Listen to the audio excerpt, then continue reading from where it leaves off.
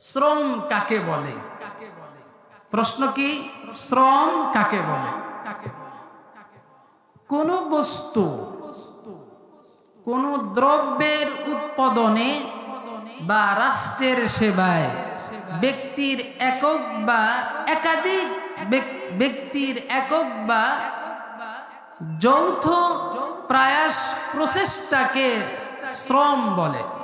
আরেকবার শোনেন, কোন বস্তুর উৎপাদনে বা রাষ্ট্রের সেবায় ব্যক্তির একক বা যৌথ চেষ্টা প্রচেষ্টা প্রয়াসকে শ্রম বলে। আমাদের দারিদ্রতা দূর করার, দারিদ্রতা মোকাবেলার প্রধান হাতিয়ার হলো মানুষের শ্রম, মেহনত। আপনার দারিদ্রতা যদি আপনি দূর করতে চান, আপনার অভাব অনটন যদি দূর করতে চান, স্বাচ্ছন্দ্যময় জিন্দেগি যদি আপনি পেতে চান, তাহলে আপনাকে বসে থাকলে চলবে না, আপনাকে শ্রম দিতে হবে, মেহনত করতে হবে।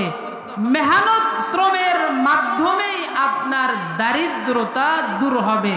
কথা বলেন ঠিক কিনা? বসে বসে খাইলে, একটা কথা আছে, বসে খাইলে রাজার ধনও শেষ হয়। তো আমাদের নিজেদের দারিদ্রতাকে, অভাব অনটনকে যদি আমরা কেউ দূর করতে চাই, তাহলে আমাদের শ্রমিক হতে হবে, শ্রমজীব মানুষ হতে হবে। অর্থ সংগ্রহের প্রধান মাধ্যম, হাতিয়ার হলো শ্রম। আল্লাহ পাক মানব জাতিকে তিনি তার প্রতিনিধি করে পৃথিবীতে প্রেরণ করেছেন এবং নির্দেশ দিয়েছেন, তোমরা এই পৃথিবীকে আবাদ করবে। আর এ কথা সত্য, এই পৃথিবীকে আবাদ এবং বসবাস যোগ্য করে তোলার জন্য শ্রম মেহনত অত্যন্ত জরুরি।